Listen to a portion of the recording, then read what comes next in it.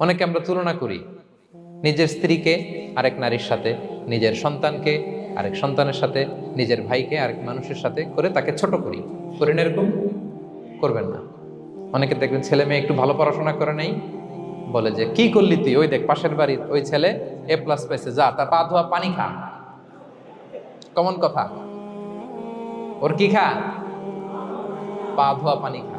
এটার একটা ভালো ব্র্যান্ডিং করা যেতে পারে, মানে A+ পাওয়া ছেলেদের পা ধোয়া পানি, এটা এরকম মিনারেল ওয়াটারের বোতলের মতো বিক্রি করলে ভালো ব্যবসা হবে, কি বলেন?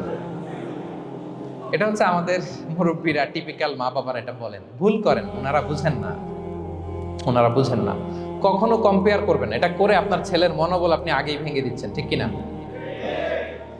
আপনি দায়ী আপনার ছেলে কিছু না পারার কারণে। আপনি সাহস দেন নিজে, পাশে থাকেন নিজে।